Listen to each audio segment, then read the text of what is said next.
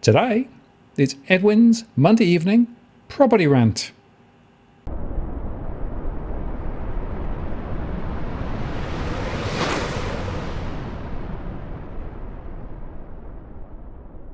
Hello again, it's Martin North from Digital Finance Analytics. Welcome to this post covering finance and property news. And it's a Monday evening, and Edwin is with me. Hi Edwin, how are you going?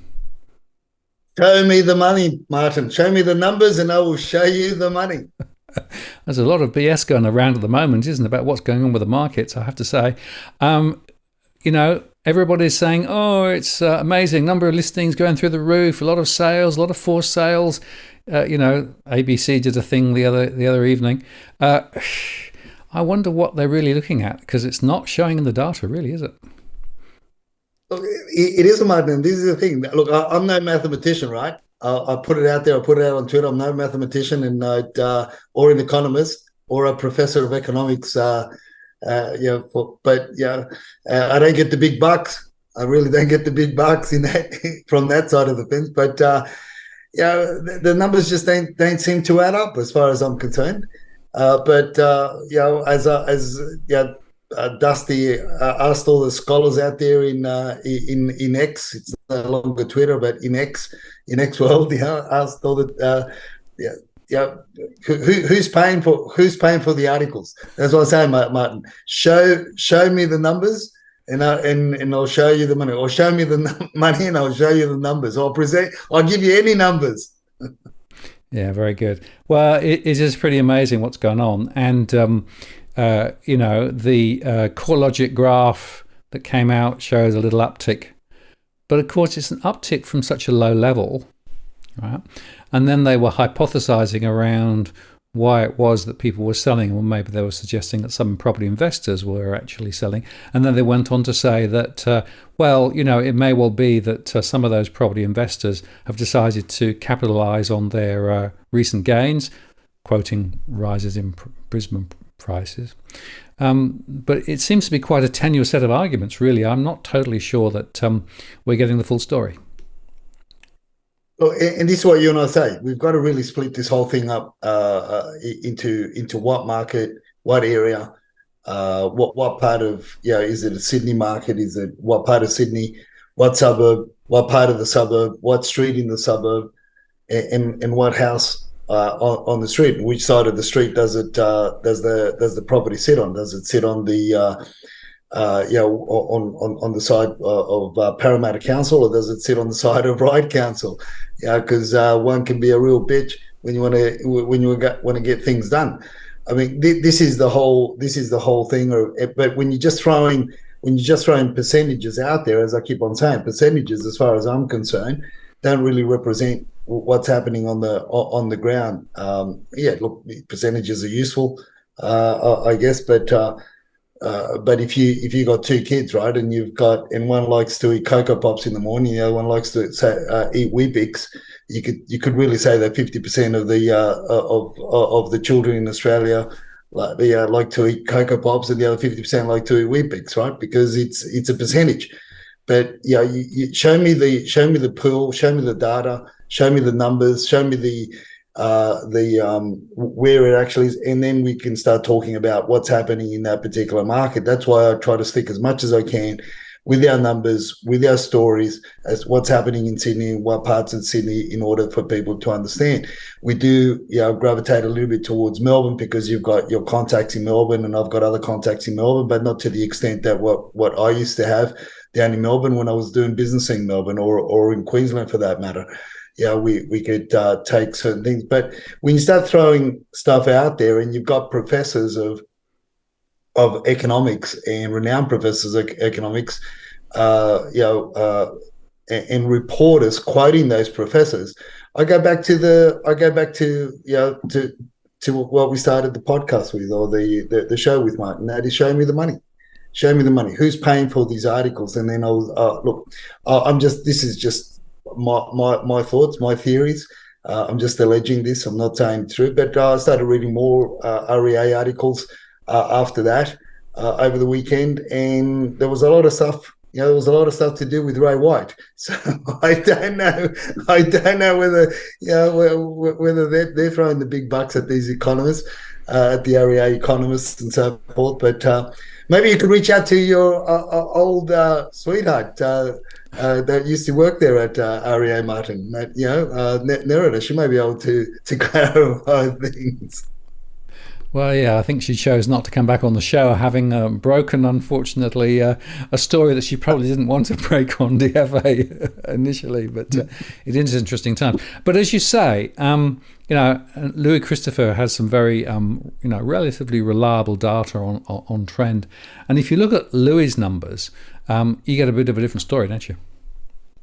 Look, you do, and this is what I put out. And over the weekend, I was just putting things out, and because the story that we were going to talk a little bit more on later on was getting a lot of traction over the weekend, particularly in the way that I formatted the tweet, and I was asking the questions, right? And then I started chatting with Louis, on the DMs and talking about it and grabbing his figures. Look, best case scenario, based on Louis' numbers, because they were very specific. The article was very specific to do with a specific year-on-year trend.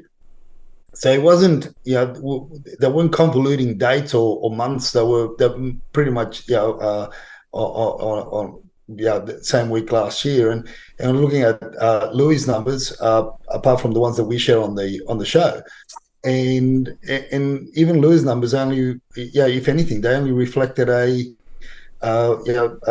best a 2% uptick, but not the 160% that they were talking about. We'll break that article up a little bit more later on as to what they said. But it's again, it wasn't just a property commentator like myself that was saying it. It wasn't just a would-be publication in that sense, but it was quoting a professor, a renowned professor of economics with I believe David Taylor put out. She's got a degree in some sort of mathematics to do with data. But look, it's out there. I just don't see it. I'm not seeing it. I sort of started looking at reading into the article and perhaps reading between the lines a little bit more. And I'll say, are they really trying to scare the market into selling? And if that's the case, well, Tom Panels's and Mark Boris's scare tactics of trying to get people to sell at whatever means. Otherwise, you're gonna miss out on the gravy train. Blah blah blah. This and that and the other. I think. Look, there's a bigger argument, or there's a bigger boogeyman on the other side of Tom or Mark or REA articles, and the bigger boogeyman on the other side of the argument is, where the hell do you go? Where do you relocate your family?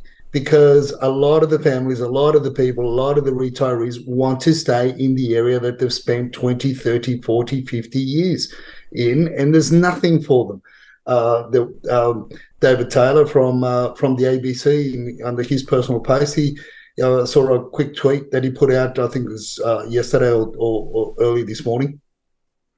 It's not that we need tens of thousands. We need hundreds of thousands to be built quick, smart, in order to accommodate the growing population, the growth in the population. More to the point, he was saying it without saying it. Is this dreadful immigration policy that we're currently on there? I mean, it seems like the main publications, the architects of the conundrum that we're in, being the politicians, don't want to talk about it, and they want to talk about the biggest elephant in the room.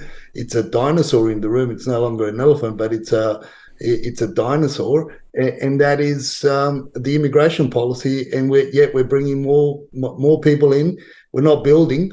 There was a report by I didn't send you the article. I put it up on the tweet. I think it was on Saturday, where 50% of Friday. 50% of building companies are trading insolvent, and these are the major companies. 50% of the major building companies, that's from home builders to high-rise development to medium density, are actually trading insolvent, Martin. That is scary shit.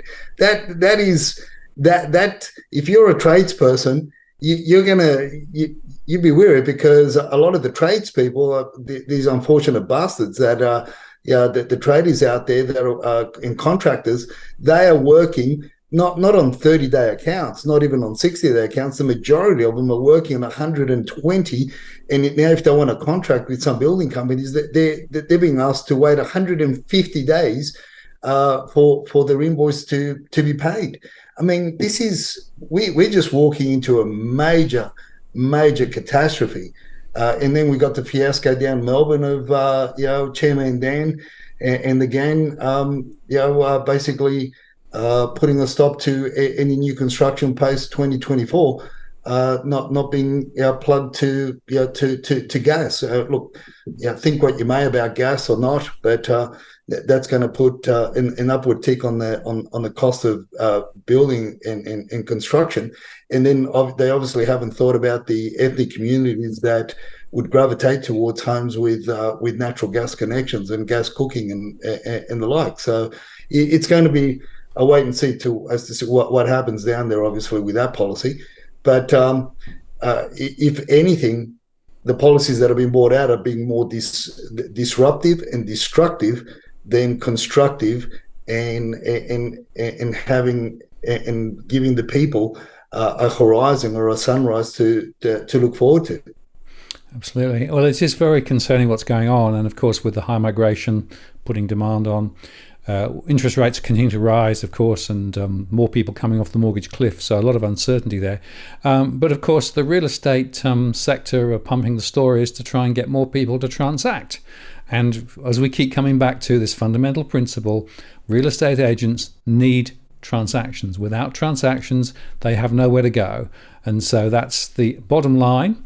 They're trying to encourage people to transact.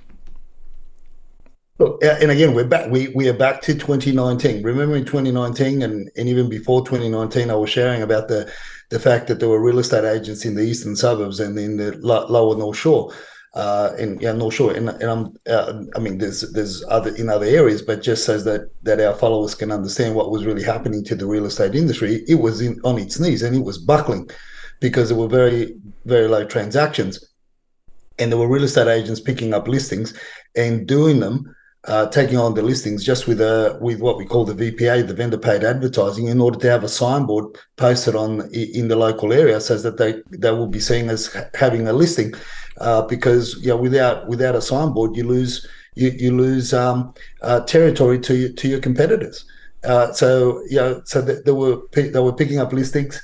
They were picking up listings with just with the VPA. Just so have the signboard, and that's how much pain they were in. So we are back to 2019, when back in 2019 I was saying that 20 to 30% of officers or real estate agents were going to leave the industry.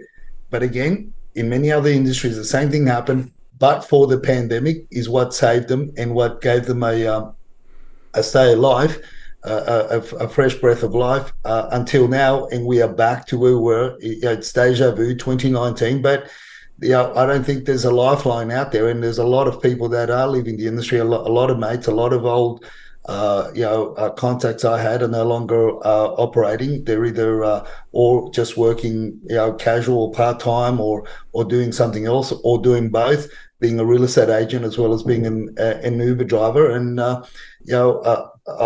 today, I think I had about 3 or 4 phone calls from different agents just to let me know where they're now, what they're doing. But if I do, have anybody that's interested in selling, to let them know and send them their way. I mean, that's these are from people that you haven't heard of for a year or two, and now all of a sudden they want to take you out for a coffee. Hey, I'm in for a good coffee, as long as it's black with a teaspoon of honey. Absolutely. Well, it is quite interesting. And then what about the WeChat Chatters? Because they're still quite active, aren't they? And there's some interesting stories going on there. Look, the interesting thing is about WeChat Chatter is they're actually somewhat happy about Chairman Zane's decision, right? Because these are the people that have been buying. These are the investment groups that talk about what's happening, and obviously that was it wasn't just the WeChat Chatters, but it was a lot of banter on various platforms with regard to the decision that the Victorians took, and that's somewhat the majority of them were very happy, were elated, because what they were saying is that their investment properties that have gas connections are going to be worth more, and they're going to get more rent from them, because there are a lot of ethnic communities that are in the rental market, and there are also a lot of ethnic communities that are buying that will pay that bit more for something that has a gas connection, because of the lifestyle, in terms of the diet and the way they cook things, right? So they're happy. Either way, they're happy. They stay away from new projects. But the question that I posted out myself, and I got Dusty to put on the WeChat groups is, well, I mean, who really wants to buy an off the plan house or a house and land package now, or buy an off the plan apartment, or even into a medium density townhouse or villa development, when 50% of the building companies, major and mid-tier building companies, are trading insolvent. I mean, it's who knows whether the project's going to be finished, and or the other question is how are the projects going to be finished, and at what standard, and what shortcuts are going to be taken? Because you and I might have been talking about the shortcuts that the cost in construction was all going to lead to, and hey, the chickens are coming home to roost in many areas. I'll give you one. I won't disclose the area. Bob the Builder, rang me up over the weekend, and he said, mate, this whole fiasco with the building companies, it's even worse. And I said, what do you mean? And he said, look, there is a public contract, and Bob the Builder was working for the company that sent in a tender for a public contract, a big contract, a big contract, and he said they went in so they can get the tender, they can win the tender. They went in at a 4% profit margin, right? Which is you're on a knife's edge, right? You're an absolute knife's edge. You basically make an allowance of 5% for stuff ups along the way. So you're even below that threshold, right? They didn't get the tender, Martin. And he said they didn't, and he said the company that did win the tender for this government project, New South Wales government project contract, they came in with a 1% profit margin in order to get the tender. So how do you like them apples? Yeah, talk about a profitless boom, and of course there's no wriggle room there, right? No fat to trim later. So the only thing that they can do is to build less well. Build cheaper, using cheaper labor or cheaper materials. That's the only thing. Oh. I'm going to move you a bit. I'm moving a little bit. I'm sinking. No, I've just got my Evan's just mucking around with my power cord and disconnected, and my battery was low. Anyway, are you right? Yeah, I am renting this space for the elevator. Yeah, that's right. That's because it's cold. It's cold out there. Well, you're still with me at the moment. That's good. Now, here's a interesting question. What on earth is this about? Okay, this is what we've been talking about, the perils of self-managed properties, right? The perils of self-managed properties and or badly managed properties. And what tenants have to put up with, the crap that they have to put up with from both landlords as well as cheapskate property managers that don't give a rat's. So this poor family got told that obviously that they want to stay in the home, the lease is up, they're on a month by month, and the landlord said, "Well, help me clean up backyard, chop down the trees, and obviously, nudge, nudge, wink, wink. I'll let you stay longer. I'll continue on with the lease. Blah blah blah." So he's basically hoodwinked the tenants into getting rid of some palm trees and some other banana trees around in the backyard, and now they've got a whole pile of rubbish or green waste in the backyard, and it's been like that not 1 week, not 2 weeks, but it's been like that for 2 months. The landlord won't provide a skip in, or he won't assist them with moving. He's expecting the tenants to cut all that rubbish and put it in the green waste on a week by every other week, because the green waste is collected every other week in that area. And slowly to diminish that whole pile. So this is what happens. This is where the rental squeeze is really taking us, Martin. Is really taking us to where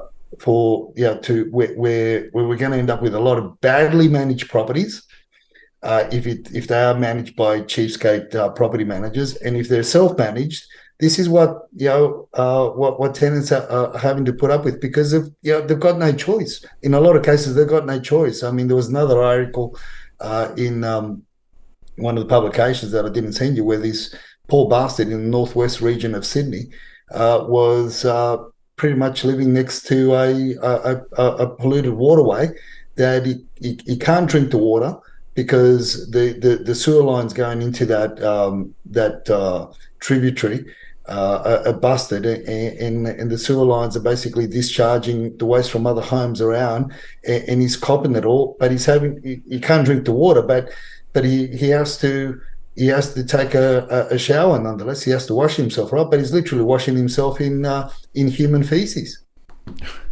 Absolutely right. Well, if you want to go swimming, watch where you swim. That's true also by wet beaches as well, particularly after rain.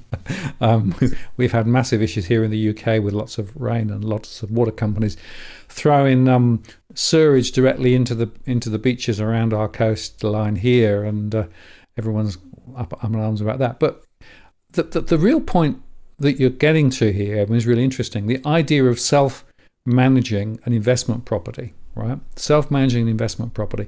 That's a big deal, and a lot of people who have been under the gun are beginning to say, well, maybe I should try and manage it myself. But of course, there's a massive amount of regulation.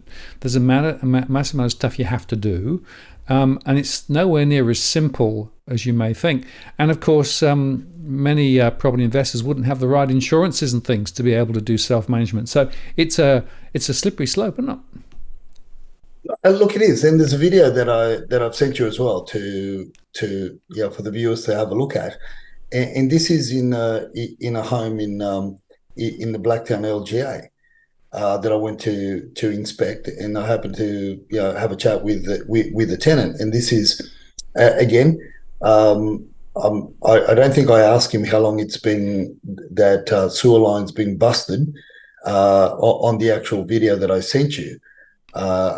There's a bit of a conversation that I did have, but I did ask him, and it had been like that since he moved into the property, which was over a year ago.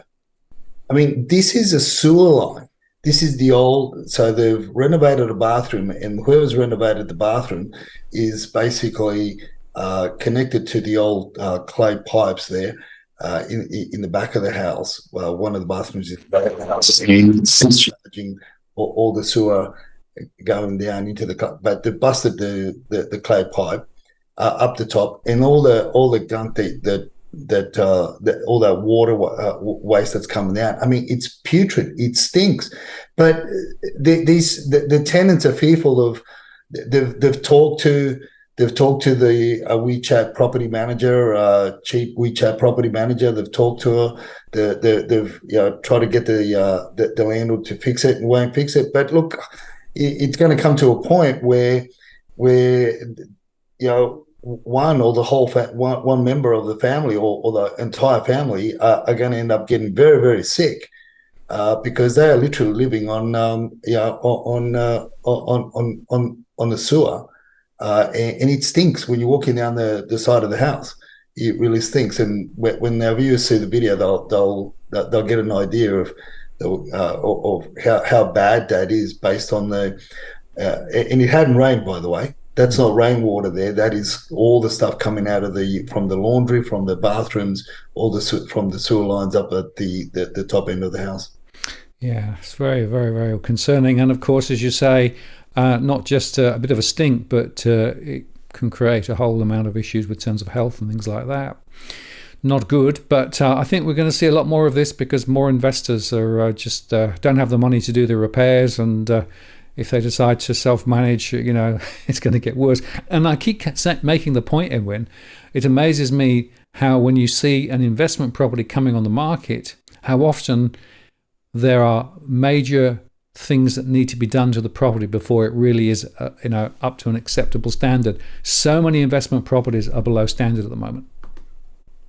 That's right, and this is why we've been talking about the showroom specials that are out there, right? That a lot of agents are picking up on and getting stuff done real quick, surface stuff in order to cover up on a lot of the crap that's underneath as well. And unfortunately, the desperation of some of the first home buyers, because of the fear of missing out, and because there's not enough listings on the market presently, they're buying these. And they're really buying properties that look. I get that you're going to be buying a property. You're always going to have that extra bit of cash on the side in order to get things done. But not when it totals. Let's say you're buying a property for $1 million, and then you end up having to rectify what you thought was renovated, and having to and that's why you paid the $1 million. Otherwise, you would have only paid 875, let's say. You've stretched yourself to the million because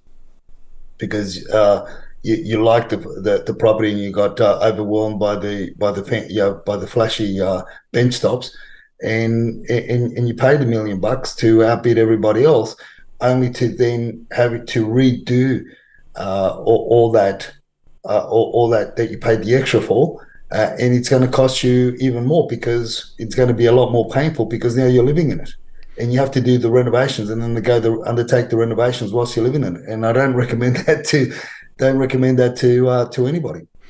Absolutely right. Well, let's just come back to this article that we were talking about earlier on with regard to who is paying for the all this spruiking about the advertising. It really is very interesting, right? There is an agenda here, isn't there? Look, it is, and this is the thing. Like it comes out, and look, the interesting thing is though, there are other commentators on the social media platforms that picked up with it and ran with it, right?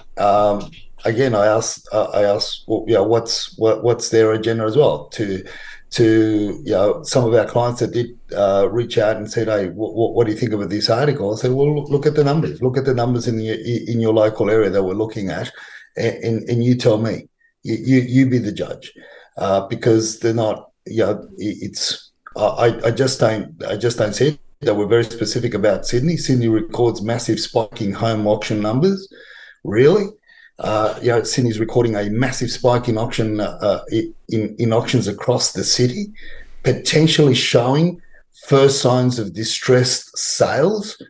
Yeah, I get a lot of there's a lot of Twitter posts, and there's a lot of funny shit going on Twitter or X, and people posting all sorts of stuff. But when you look at the back end, you realize that that there are a lot more people making money out of flipping homes because of the shortage of stock on markets, and then anybody losing. And the ones that are tied up to mortgagee and possessions, as you and I said, Martin, they're tied up with commercial. There's a commercial side to it, and if it is a residential home, it typically goes back to being a development site that's gone pear-shaped, and and as we pointed out in our previous rants, and that is that if you're a developer and you're looking for construction funding from the bank, well, unless you got a clean bill of health, you can whistle Dixie that the bank's going to lend you the money at a cheap rate. So all those things come into play, and of course people are going to fall over because they can no longer build for what they thought they could. So all that adds up. But then when you start talking silly numbers, in the second page there, it says there are 672 auctions scheduled in Sydney. Yeah, okay, nothing wrong with that. In this week, up 70% year on year, and I went back to our numbers. And there were nowhere close to that. Even Louis' numbers only showed a 2% uptick. But then they don't stop there, right? Because so they didn't just get a bit of money; they must have got a lot of money. Yeah. And says and 695 auctions scheduled next week, up 160% year on year. Prop track economist and Flaherty said. I mean, I just fell over backwards. Dusty had to resuscitate me with a shot of tequila because she reckons I was out for about 5 minutes. But the thing is, even the numbers on that, if you just look purely at those numbers, it really doesn't make sense, right? I mean, is it a typo? But up to date, it hasn't been fixed. It hasn't been changed. This is a screenshot from today, which came out that I got on Saturday. So nothing's been updated. So yeah, but then again, who's to know, right? So then, in the last one there, it says there are more than double the number of auctions across Sydney next week compared to the same time last year. I don't know where they're getting the numbers from. Property Track has had a bit of a hiccup. There's a bit of a glitch. I know we've got a lot of IT experts that watch our show. I recommend that if they want a gig, if they want a part-time gig, if they want to do a bit of, get a bit of side income, I reckon they should contact Property Track and offer their services, because I'm sure that a lot of our followers are IT experts, they're engineers, and I'm sure they could fix that bug in their system. Yeah, well, maybe there's just an extra zero snuck in somewhere. I don't know. It just, I couldn't make head and a tail of them. And but as you say, it got picked up and amplified through the social media, and nobody apart from yourself was asking the fundamental question: hang on a moment, do these numbers make any sense? And the answer is no. So then, well, as I said earlier on, then I started looking at some other articles on REA that this reporter had written, and I don't know, Martin. I'm just putting it out there. I'm just putting it out there. Right? I'm not accusing. I'm just putting it out there. There was a lot of Ray White in the other articles. I know, but then Martin, I mean, Ray White keeps on popping up, because the next segment is making news, and we make the news, and I'm just going to say to you, Martin, mark the day, mark the July the 27th, or July the 28th. Mark it down in your diary, Martin, because that is the day that the mortgage cliff started, as far as I'm concerned. I'm calling it Tom's Day. Well, this is interesting, right? So, Tom in front of a good number of Ray White agents, a training day. That triggered it. So Tom put out a tweet, right? And he says that today I have been informed. On Tuesday I presented a fantastical prospecting to the Ray White group. Ray White pops out again. I don't know. I know there's something about that name. And he writes, today I have been informed the group did 13,000 calls. that resulted in 8,000 appraisals being made. So this is it. We're doomed. Anybody that that hasn't sold, you're cactus, according to this, because theoretically, there's a lot of boasting on other platforms that Ray White and the agents, they will convert 70%, and I mean under Tom's guidance, they will convert 70 to 80% of their listings. So do the math on that, Martin. What's 70% of 8,000? So there you go. That's basically doubled the amount of home listings on market in Sydney. So keep an eye on the numbers. Keep a close eye on the numbers, and and in the future, when you've got your grandchild sitting on your knee and they're saying, "Grandpa, Grandma, when did the 2023 mortgage cliff start?" You can go back. It started in Tom's Day, sweetheart. Tom's Day, July the 28th. Yeah, mark your diary. That's when it happened. Indeed. Well, let's go on and look at the numbers, because I guess we should see what the what the evidence actually is. And well, there isn't a huge amount to say really in terms of the numbers, is there? Look, there isn't. I must say, look, we just got to take it week by week, right? And this is what I say to friends, relatives, clients. Just take it week by week. Yes, we are coming into spring. There's a lot of calling out there. There's a lot of push for people to list, but at the moment they're just not there. Needless to say, and I'm not saying that an opportunity may arise for you to get a property that has a great potential and a huge upside, which is what you look for if you have to buy, and if you want to buy and you need to buy. Right? I'm not saying don't buy. I'm just saying just be very, very wary, particularly who you go against. So yeah, look, the numbers.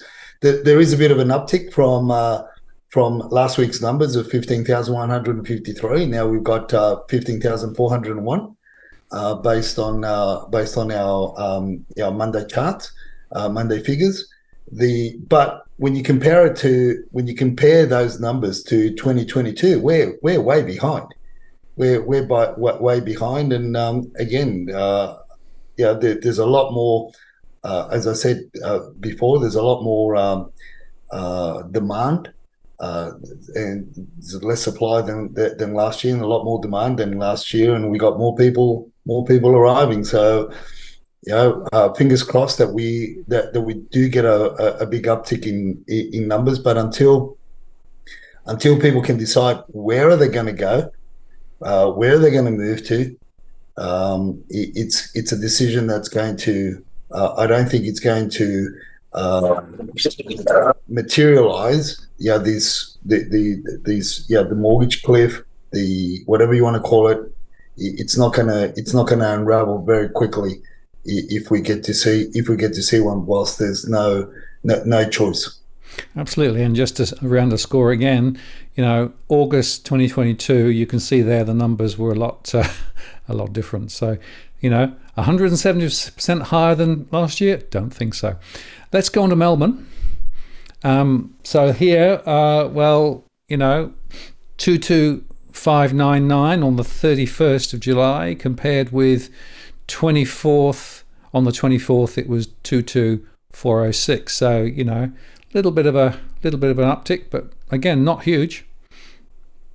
No, and the question is now going to be is what these new policies, how is that going to play out in Melbourne, right? Because as much as look, we jest about things, we talk about things, but at the end of the day, if I was working in Melbourne, I'd be very, very, very interested to see where the homes are being built, what type of demographic are living there, who's moving to those new developments, because and it's going to be a shift. As I said, there's a lot of communities that prefer to cook with natural gas than they do with electricity, and Look, Dusty had a good thought, and she's reaching out to the WeChat chatterers over in China, and she's saying if there's a manufacturer in China that could manufacture flat-based woks. Oh yeah, new business opportunity. I like it. I like it. You got to hustle, right? 2023 is the year of the hustle, right? Absolutely right. She's hustling that, flat wok. That could be the go. That could be the go, Martin. Yeah. Well, let's just briefly look at the auction numbers because, again, don't really tell you very much, do they? No, there's just no. I don't see the confidence and the enthusiasm that other people are seeing. All I can see is, a big sign.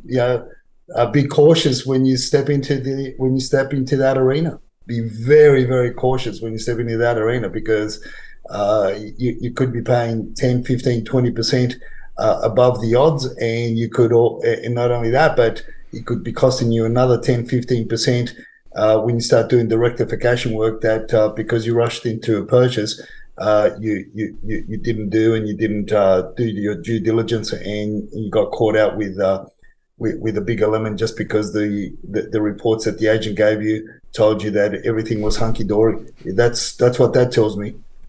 Just be careful, be wary. Tread carefully. Yeah, bigger lemons. Lots of those around. Be careful, be cautious. And we're not saying don't buy, but do your homework and make sure you know what you're actually buying.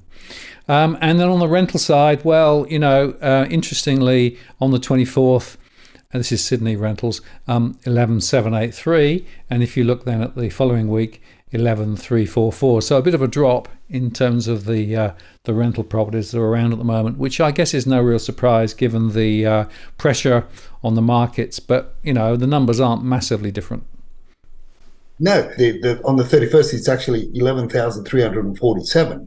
And that's today's figures, right? The ones that you've got up there on the screen are the figures that I sent you with regards to 2022.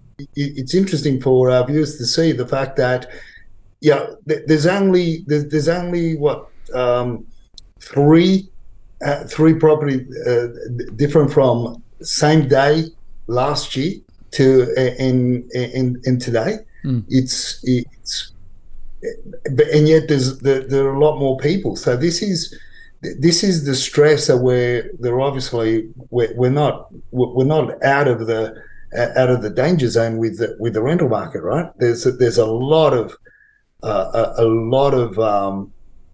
pain out there, and unfortunately that is translating to bad management practices, self-managed properties that are going to create major problems down the track for the regulators, and there's going to be a lot of litigation. So that's what these numbers tell me is litigation over the next 6, 12, 18 months. Yeah, absolutely. A lot of concerns. And it's interesting, I've had 4 or 5 conversations over the last couple of weeks with my one-to-one series. And 4 of them were actually property investors trying to work out how to save money on managing their property investment because they're not getting enough cash flow coming in. They can't put the rent up anymore. They've got these pressures with regard to the mortgage payments going up. And so the obvious thing is, well, maybe I should manage it myself. And then as soon as you go down that route, then you got a whole bunch of questions that come up about, do you understand the implications of that? Do you understand all the legal obligations? Do you understand all the other things you have to do? And sorry, the dog's making a bit of a noise. She thinks it's time for lunch, so she's come to give me a nudge. It's only 10 o'clock. It's early in the morning, but they're keen. They're very keen.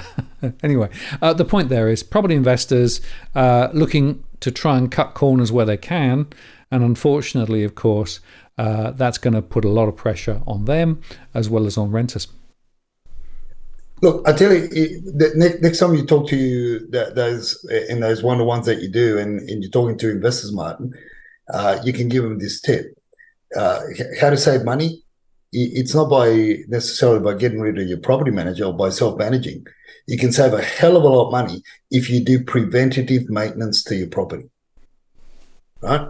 If you do preventative maintenance to your property, you will save tens of thousands, in some cases, hundreds of thousands of dollars. Preventative maintenance is one of the things that when I was running the rent rolls, is what we used to get our landlords to do, because you catch something and you deal with it before it becomes a bigger issue down the track, or before it becomes a health issue, then you end up in the tribunal. And preventative maintenance is key. If you're in a strata lot, get rid of your shitty fans that the apartments come with, regardless of whether it's a new apartment that's a brand spanking new. Get rid of it, change it, upgrade them to the next level, because everything that's comes under the NCC, it's just the basics, right, to pass the NCC. But there's a lot of things that people can do under preventative maintenance, and that'll save them a hell of a lot more than trying to self-manage a property and save $27 on a weekly basis. That can be a tax deduction anyway. Absolutely. And we had that discussion a bit last week, right, about the idea of walking around occasionally, just having a look at the property, and that's true whether it's your owner or whether you're an investor. And it's worth going around and just kicking the tires and having a little bit of a look, because, as you say, preventative maintenance is the way to go, because a small problem becomes a really big problem unless you tackle it. And actually, interestingly, of course, if you've got an investment property and you've not had a look at it, and you don't know whether your property manager's doing an inspection, that's where the problems start, because little problems grow into big ones. Exactly. And I've seen so many bullshit property management reports, and especially now, people just go in there, property managers that I know personally, unfortunately, that they go in there and they just snap away, walk past the bedroom, take a photo, walk past the next bedroom, take a photo, go to the bathroom, take a photo, this, and then they just do a quick report. They're really not trained. They're really not trained to do proper checks, see if there's leaks under the kitchen sink, see if there's anything's leaking. Preventative maintenance is the key to saving, as I said, thousands, if not tens of thousands of dollars in a property. Absolutely. Well, as we come to the end of the show, Edwin, that wasn't actually our tip for the week, although it could have been. You've got another one as well, so a double bonus episode. Yeah, double whammy. Yeah, look, just enjoy life. You and I we're speaking about it at the beginning of the show. Enjoy life. I've been talking to other people today about just enjoying life. And the reason why I bring out this tip, I guess, is a lot of the tips are basically things that are happening to me over the week or that. So this week, I was meant to see. I'm still seeing a regular specialist that I see every year, and the doc is finally retired. This is a doc that's been with me from when I was 30, and when he first diagnosed me of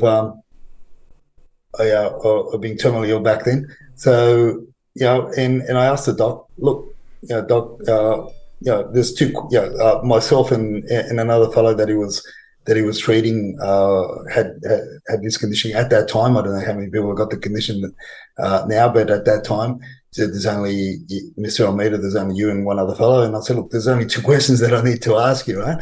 The first one is where's the other fellow? Because I want to compare notes, right? He goes, it's one of those things. He's no longer with us. He said, what? No longer in Sydney? No, he's no longer with us. I said, okay, got it.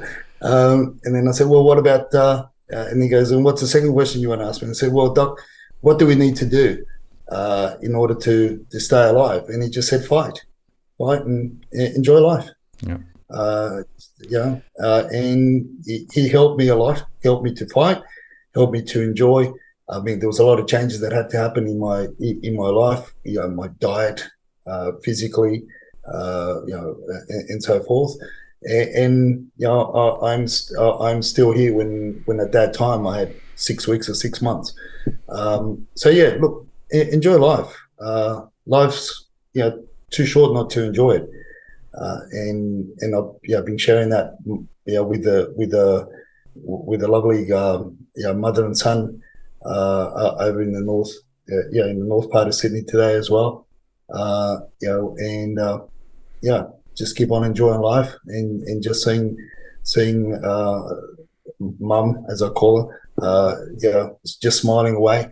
86 years old and sharp as a tack, smiling and just listening to her stories and how much she enjoyed life and it's I don't think that speaks a lot more than how many investment properties we can have, how much money we can have. What's the point of it all if we can't enjoy life? Yeah, very good advice, Edwin. And interestingly, again in my one-on-one conversations, it's quite interesting how often we sort of sidle off into some of these more philosophical areas, and quite a few people just feel they're on a treadmill. The treadmill is to basically earn money, to be able to go to work, to be able to buy a house, to be able to go to work, to be able to earn money, to be it's like going round and round and round. And sometimes I sort of pose the question about, well, actually, what is life really for at the end of the day, right? If it's only about that treadmill, I think there's something really, really wrong with the values and what's important. And so, to my mind, this idea of life, you only get to play your life once, so capitalize and make the best of it that you can. And there's more to life than just how many investment properties you've got and what your net yield return is. Yeah, definitely. And that's it. And if you're not enjoying it, what are you doing it for? Do something you enjoy. It's a pretty good question. Oh, that's a very philosophical end to our show today, Edwin. And you'll see that we've got the studio pretty much working. I'm just trying to learn the new buttons now, but it's sort of working, so that's good. And we'll be able to do it all again next week. And have a good week meantime. Likewise, Martin. All the best, and then enjoy the rest of your week. See ya. Take care. Bye-bye.